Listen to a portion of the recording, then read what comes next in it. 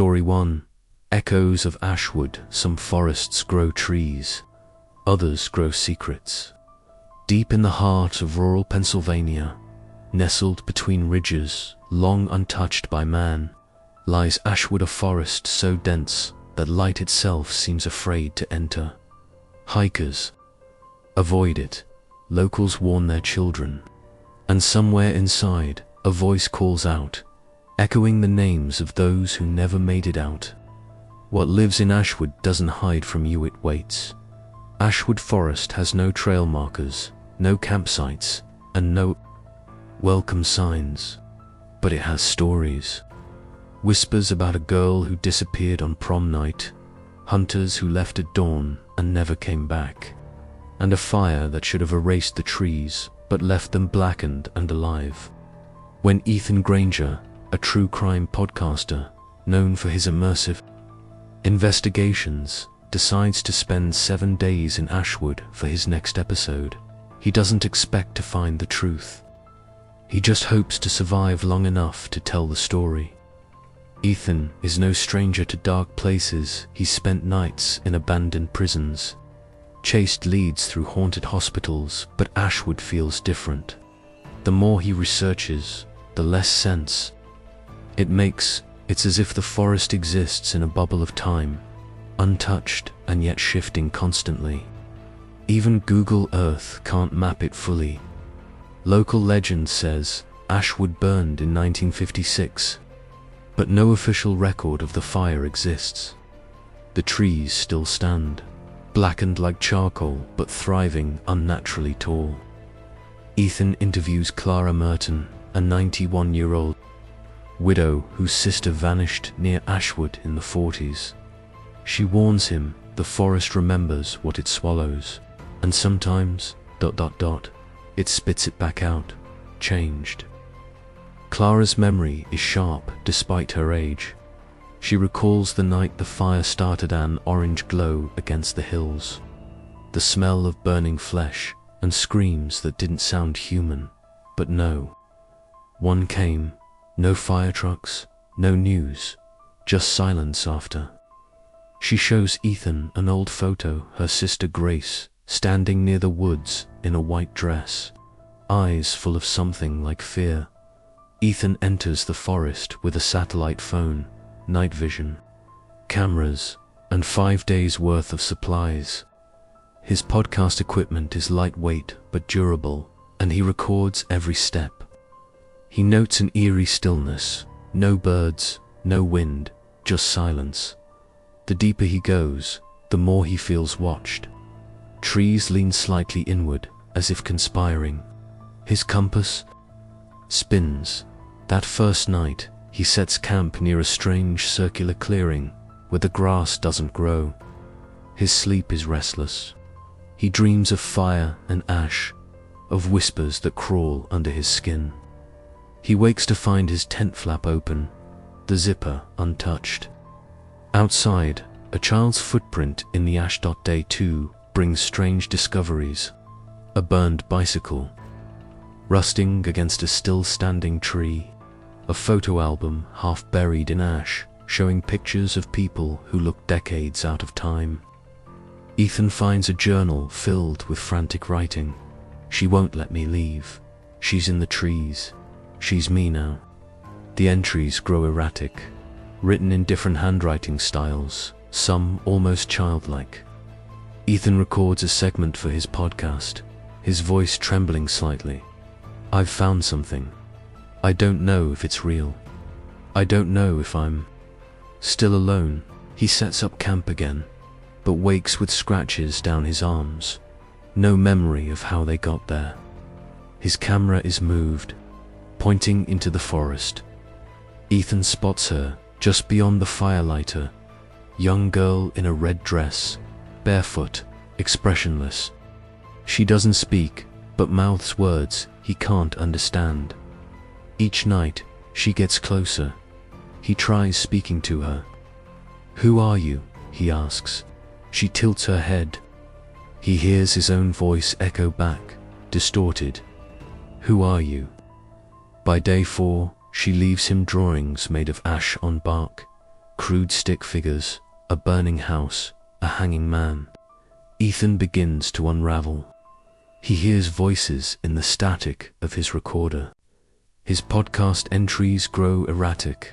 He begins speaking in his sleep. His voice is not his own. At night, he dreams he's walking through Ashwood, not as a visitor, but as a part of it. The trees whisper his name. The forest reveals its truth. Ethan uncovers a ruined chapel in a grove of scorched trees.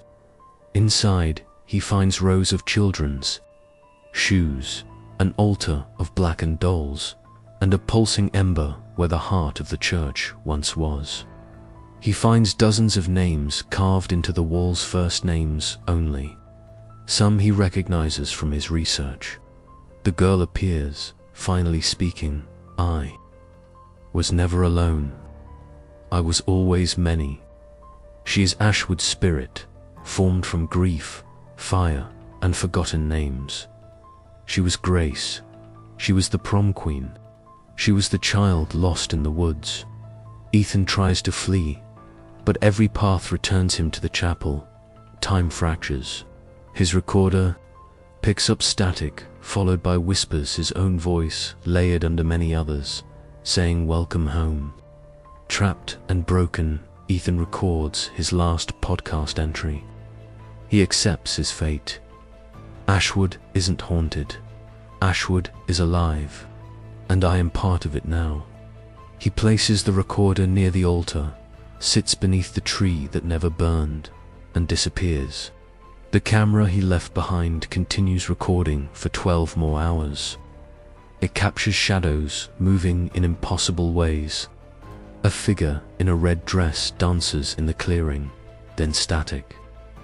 Days later, hikers find the recorder playing back distorted laughter and a new photo, freshly added to the album. It's Ethan Eyes, black, smiling faintly, standing beneath the trees. A new whisper joins the chorus of Ashwood, his voice telling the next visitor, just one more step.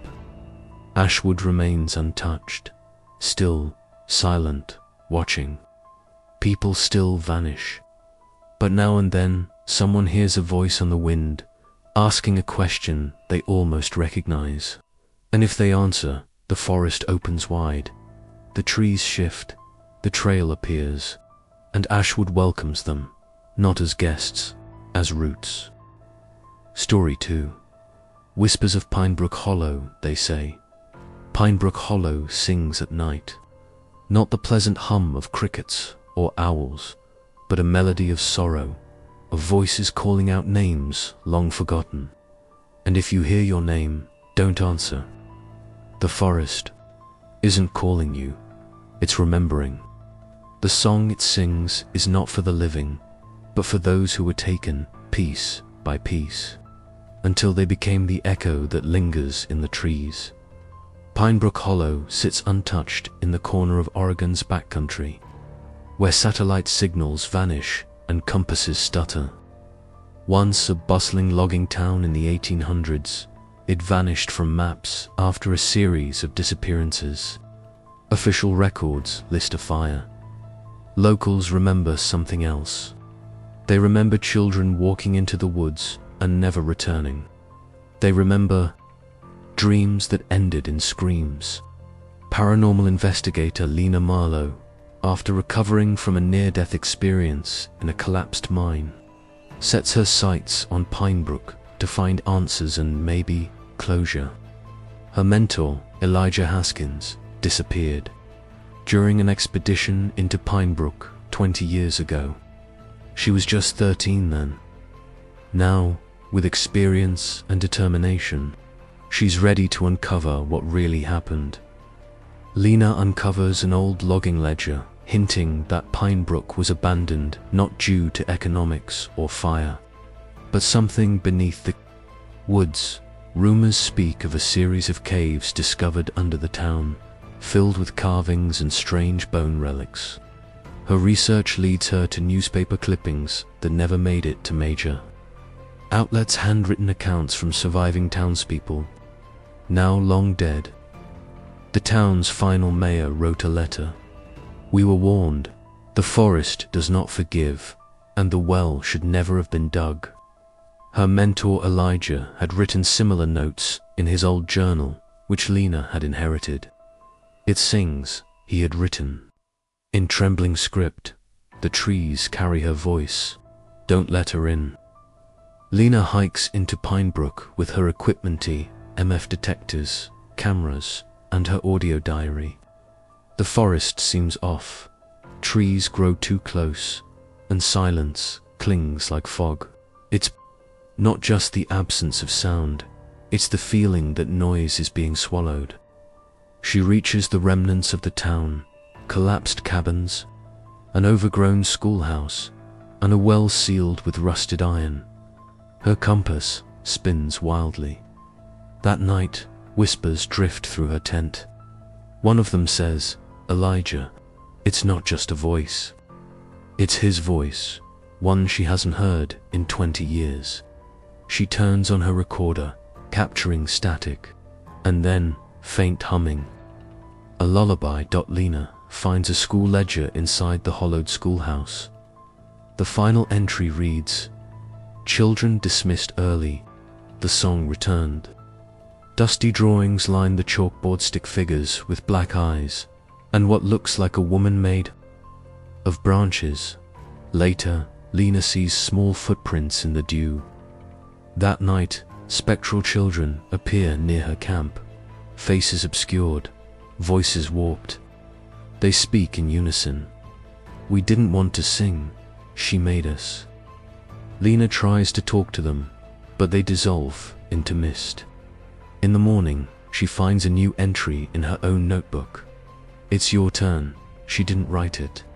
She begins to question her own sanity, her grip on time. The sun rises and sets too fast. Her watch resets.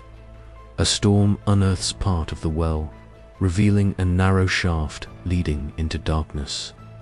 Lena descends, recording everything. The caves are etched with markings and faces with no eyes, symbols that match those from Elijah's journal. At the center, she finds a chamber with a giant wooden idol and bones arranged in a spiral. The idol has a feminine shape, with a mouth open as if singing. A voice sings behind her, sweet and paralyzing. She barely escapes, crawling out as the tunnel shakes. Her camera catches a glimpse of something following a shadow with limbs too long. She seals the well behind her, but she knows it's not over. That night, she dreams of the idol.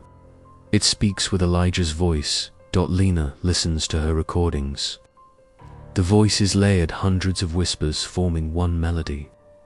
She realizes the entity beneath Pinebrook lures the lost and grieving. Her recordings begin playing themselves.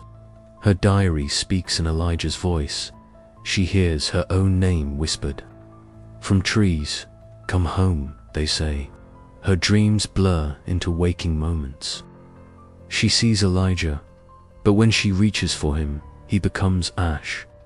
She finds a map etched in bark leading to a tree hollow. Inside, she finds Elijah's final journal, his last words. She's in the wood. She sings through the trees. But even she fears fire. The air smells like smoke. Her lighter flickers. The children return, begging her to silence the song. Lena considers burning the idol, but fears what might be unleashed. She prepares a ritual with guidance from Elijah's notes, fire, and an old lullaby sung in reverse. The forest fights back. Trees move. Winds scream. But Lena presses on. In the final confrontation, the idol awakens, its eyes glowing with stolen souls. Lena stands her ground, lighting the fire. The scream that erupts is deafening. The earth shakes. The children's faces appear, crying and then smiling as they vanish. Lena collapses. When she awakes, it's morning. The forest is silent. The idol is Ashdot. The idol burns. Screams echo through the hollow. The forest convulses. Lena barely escapes with her life, her footage corrupted, but her mind intact mostly. Pinebrook is quiet now, the trees no longer singing, but Lena knows better. She doesn't sleep much anymore. She hears humming in the hum of her fridge, whispers in white noise. But the children are free. And Pinebrook, for now, is just a name. On a forgotten map. Story 3. Shadows of Deadwood Creek, *, some forests forget. Others remember. Deadwood Creek remembers everything. Locals in northern Georgia speak of a forest that doesn't forgive trespassers. The kind where hikers vanish, compasses don't work, and time folds like paper. But it's not the trees you need to fear, it's what lives beneath them. It watches, it waits, and when it sings, you follow. The legend of Deadwood Creek is buried in folklore and fear. It was once home to a small community in the 1920s that vanished without explanation. Official records cite a flood. Survivors, those few who lived to leave, speak of whispers in the trees, of shadows that mimicked voices, and of people who walked into the woods and never walked back out. Now, a team of graduate folklore students from Emory University, led by skeptic-turned-believer Dr. Mallory, Van enters Deadwood Creek for 1 week. Their mission? To uncover the truth. Their mistake? Staying after dark. Mallory, once a professor who dismissed ghost stories as rural paranoia, changed her stance after a near-fatal encounter during her dissertation research in West Virginia. Her left hand still trembles from the frostbite she got that night, despite the fact it had been midsummer. Since then, she's chased the unexplained across Appalachia. Deadwood Creek, though, felt different. It didn't just have ghosts. It had rules. Mallory discovers old letters between two sisters, Margaret and June, written days before the town disappeared. The letters shift from mundane to panicked. He walks beneath the creek, one reads. He listens through the roots. They mention someone called the singer, an entity awakened by sorrow and sustained by sound. The students set up camp where the old town once stood. The air is heavy, thick with rot and memory. Old paths are still visible, partially overtaken by weeds. They find the remains of the general store, its walls scorched and marked with strange carvings resembling eyes. One student, Jordan, notes that the carvings match Cherokee warning symbols, but no one can explain why they're inside a settler structure. That night, they hear what sounds like laughter echoing from the forest. They dismiss it as coyotes until the laughter repeats one of their names. The first morning, they awaken. Too thick, unnatural fog. One student, Gabe, claims he saw someone walking through it. Not a person, a shape. Tall, too tall, with arms that bent the wrong way. That night, the audio equipment picks up voices not heard during recording, whispers in a dialect no one recognizes. Mallory isolates one phrase, the hollow breathes. Another student, Liz, begins sleepwalking. She draws symbols in the dirt. Symbols they later discover match those from June's letters. Gabe becomes withdrawn. He stops responding to jokes, his eyes distant. They're not whispers, he mutters. They're instructions. They find an old well in the woods. Inside are dozens of dolls nailed to the inner walls, all facing inward. Their glass eyes are cracked, as though something behind them pushed forward. Gabe lowers a camera and sees something move at the bottom. When they review the footage, it freezes just as a pale hand reaches upward. Gabe begins to change. His sleepwalks increase. and he hums a tune none of them taught him. Jordan notices. The humming matches the melody found in June's letter, a lullaby she claimed kept the singer asleep. But now Gabe hums it backward. Mallory finds claw marks on the trees around camp. One night, they wake to find all the dolls from the well arranged around their tents. No one heard anything. Trees begin to bleed sap that smells of iron. The students find roots twisting in shapes that resemble human forms. They uncover a journal belonging to June, buried inside a child's grave. It details a ritual meant to keep the singer asleep. If the roots bleed, he is waking. Mallory realizes Gabe is no longer fully himself. Liz disappears for a full day. When she returns, she's barefoot and silent. Her eyes remain fixed on the treetops. That night, she sits beside the fire and says, "He's under the creek. He's under all of us."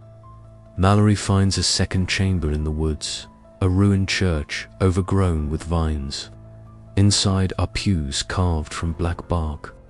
On the altar sits a doll made from roots, its mouth stitched shut with thorns. The students vote to leave, but they can't find their path back. Every trail leads deeper.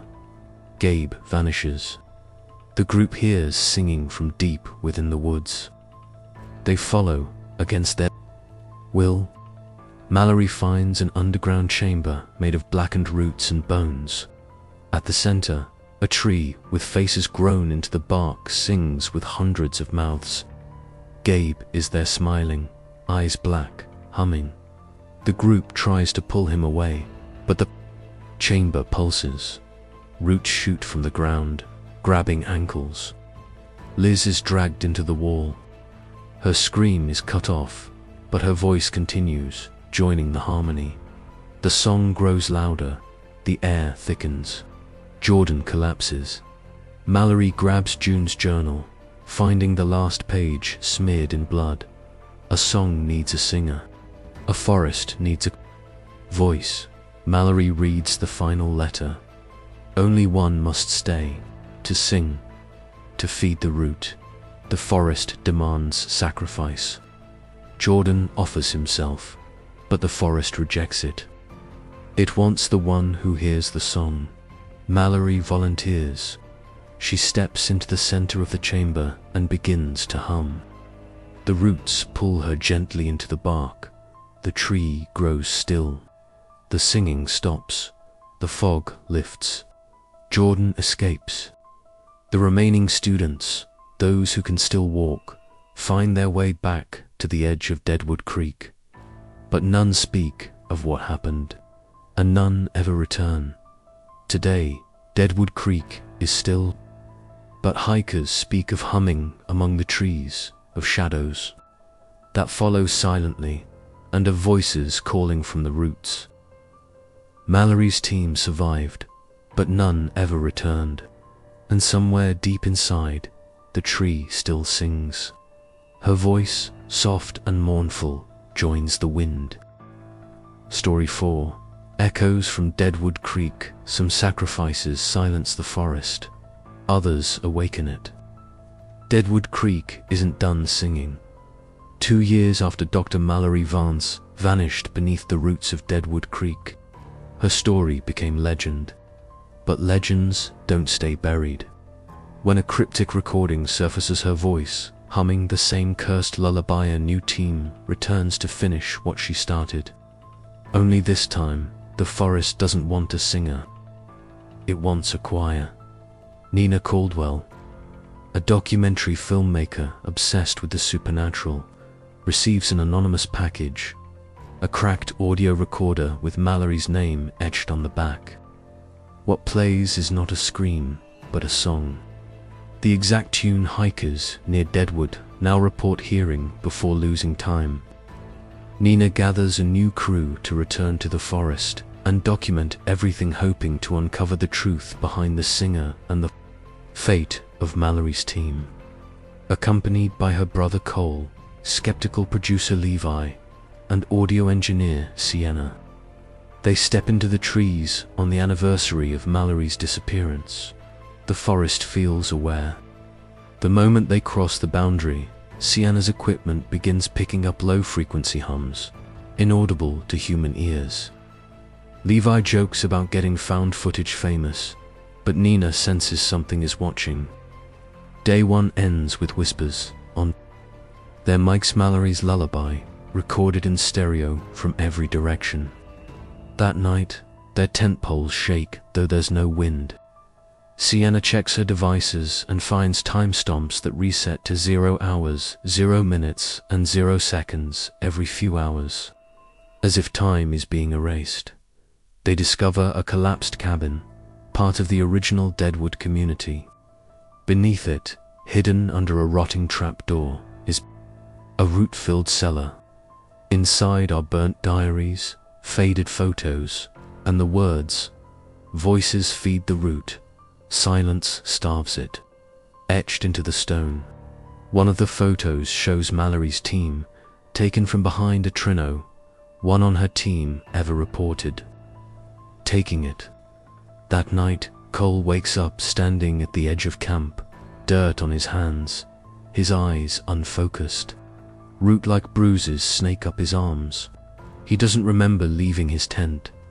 The group reaches the same tree Mallory vanished into, now wider, darker, and with bark that undulates slightly, like breathing. Faces stretch across it. Sienna sees herself reflected in one, but it smiles back with missing eyes. They circle for hours trying to escape, but each trail brings them back to the same tree. Nina documents their surroundings, but when she plays back her footage, her voice is silent, replaced with faint singing. The tree pulses each time the lullaby plays. Levi becomes erratic. He dreams of being underground, surrounded by children whose mouths are sewn shut by thorns. Yet they sing through the roots that wrap their throats. He wakes screaming, unable to breathe. Sienna catches his voice on a recording, whispering, "We are many, we are waiting." But Levi insists he never said it. The fog thickens, even by day. Birds vanish, insects go silent. The group discovers a trail of torn fabric leading them in a loop. Something is hurting them. They unearth an old camera gaps from Mallory's expedition. The footage shows her final moments, offering herself to the tree. After static, a new scene emerges, a deeper part of the forest with a second, more twisted tree. Mallory's voice narrates. The singer is not the source, she is the conduit. That night, Levi vanishes. In the morning, they hear a new voice in the choruses. The tree grows a new face, smiling. Nina, Cole, and Sienna follow the coordinates in Gabe's footage to the heart of Deadwood. The second tree towers over the others, its roots forming a natural amphitheater. Bones litter the ground, arranged in spirals. The choir is audible, now hundreds of voices singing from nowhere and everywhere. Sienna collapses, whispering "It's beautiful" over and over. Her mouth moves, but no sound escapes. Her eyes roll back. She joins the song. Cole tries to run but finds himself back at the amphitheater again and again. The forest denies escape. Nina finds Mallory's journal beneath a stone altar made of antlers and bone. The last entry reads, "The singer is not the end. She was the first note. One must conduct, guide the next voices. The forest needs someone to lead its song. The others were instruments. Nina is meant to be the conductor." Cole begs her to destroy the tree, but Nina sees flashes Mallory's memories, her pain, her acceptance. Nina wavers, hearing the song inside her. She considers joining it, conducting it. But then she sees a final page hidden in Mallory's journal. "Burn the root. Only fire can break the rhythm." Nina and Cole pour fuel around the base of the tree. The forest convulses, roots lash at them. Sienna's body rises, a marionette singing in tongues. Levi's voice cries out from the bark. Nina lights the match. The fire erupts. Screams fill the air not just from the tree, but from the soil.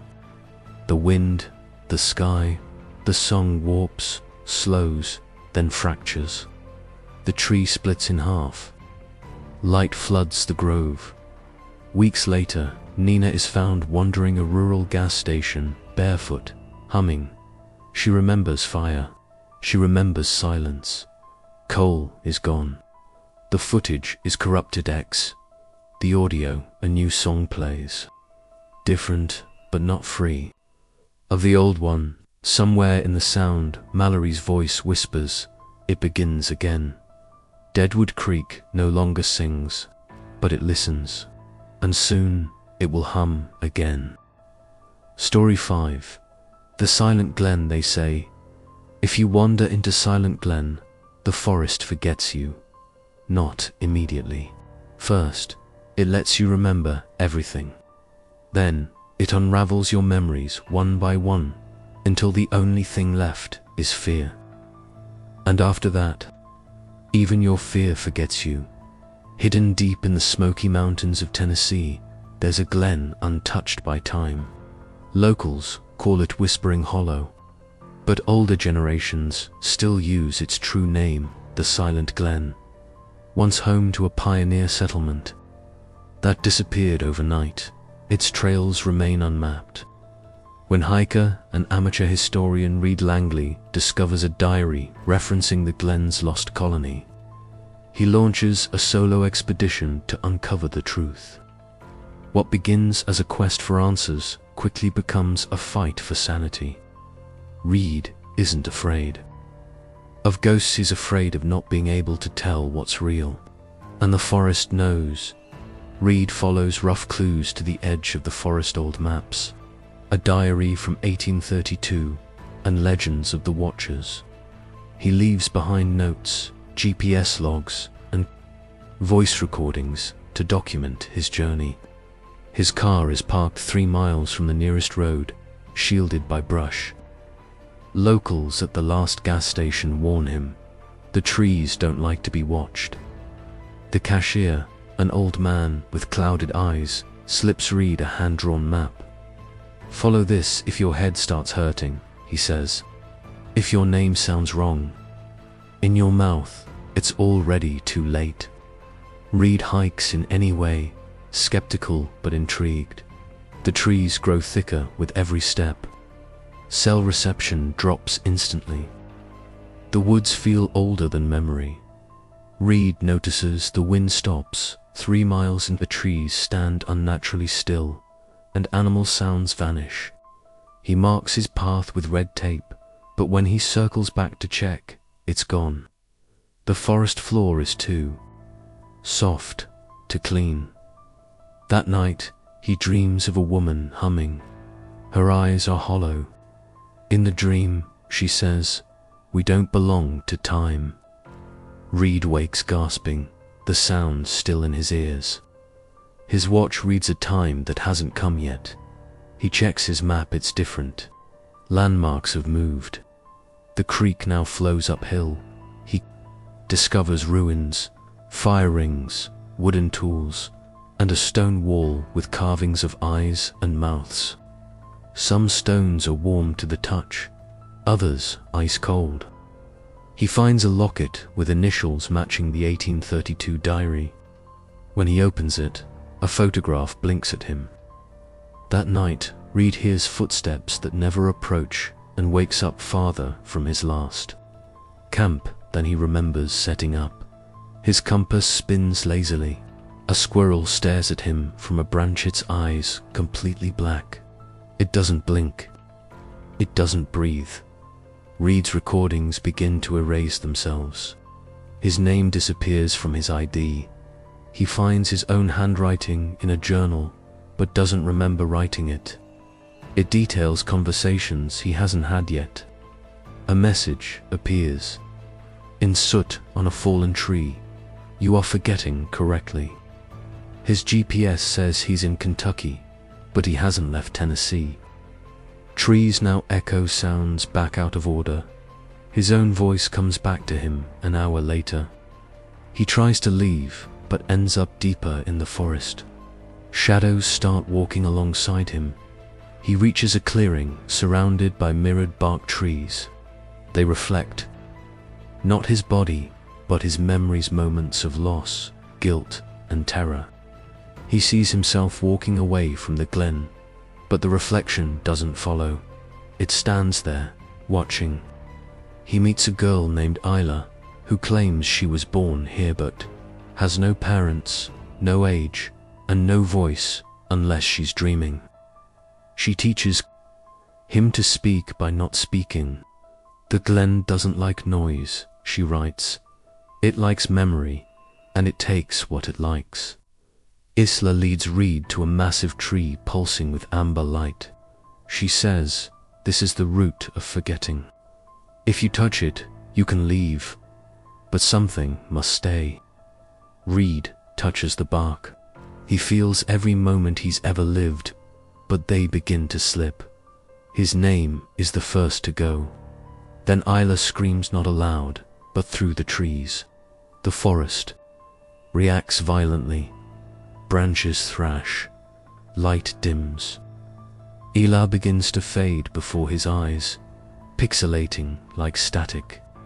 "They want to take you too," she mouths, "because you remember me." Reed wakes outside the forest with no ID, no name, and no memory. His journal contains one phrase: "You were warned." Online hikers discuss the glen, but no one remembers who first told the story. Only one thing is certain: people still vanish, and sometimes they come back empty. Reed now lives in a small Tennessee town. He doesn't speak much. He walks the forest's edge every morning, looking for someone he can't name. In the silence, he sometimes hears humming and cries without knowing why. If today's stories made your skin crawl, subscribe for more stories.